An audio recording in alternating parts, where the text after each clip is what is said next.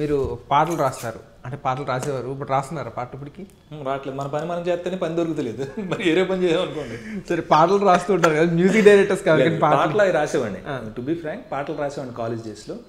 రాయగలను కూడా కానీ రాయను ఇప్పుడు నాకు అది అంటే అప్పుడు సరదా కాలేజ్ డేస్లో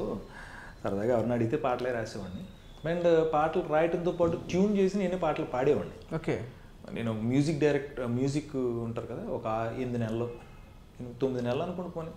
మరి ఏ పని పూర్తిగా చేయం కదా మనం పూర్తిగా చేయడం 9 నెలల పాటు సంగీతం నేర్చుకున్నా. ఓకే వినాయక కీర్తనలు స్వరాలు అక్కడ కీర్తనల వరకు వచ్చా తాళం వేసి నీట్గా వినాయక కీర్తన పాడగలను తప్పులు లేకుండా శృతిలో లయబద్ధంగా అది వచ్చు అప్పుడు రాసుకునేవాడిని పాటలో.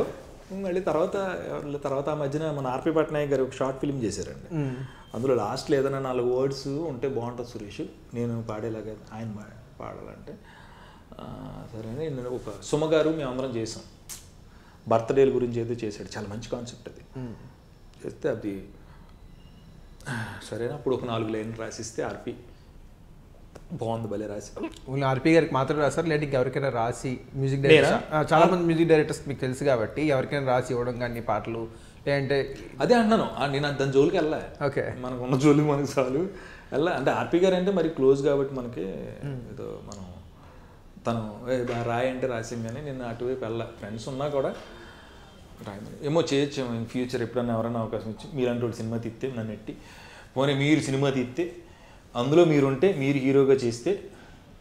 బయట వాళ్ళు బాగా డబ్బులు అడిగితే అప్పుడు సురేష్ అని ఏదో పాటలే రాస్తున్నాడు ఒకసారి పిలిపించండి నన్ను మీరంటే నేను వెళ్ళి సుధీర్ హీరో అయ్యో వెరీ గుడ్ సూపర్ చాలా ఆనందంగా ఎలాంటి పాట కావాలి సుధీర్ అంటే అప్పుడు మనం యూత్ YOUTH గురించి మాట్లాడుకున్నాం కదా అలాంటి పాట ఒకటి కావాలి అని అన్నారు అనుకోండి రాసిచ్చేస్తాను మళ్ళీ నెంబర్ 1 పాట రాసిస్తా. అలాంటి ఎవరైనా డ్యాన్స్ చేస్తుంటే చూసి ఏమైనా చేయండి బాబు. చిరంజీవి గారితో అది ఉంది అంటే నేను అది సంపాదించి చెప్పాను కదా గేట్ గార్డ్ నుంచి అయితే పంపించారు లోపల రండి సార్ మిమ్మల్ని రమ్మన్నారు అంటారు అది ఉంది. వాళ్ళ ఫ్యామిలీ మొత్తం అందరితో నాగబాబు గారు అయితే ఇంకా అన్నయ్య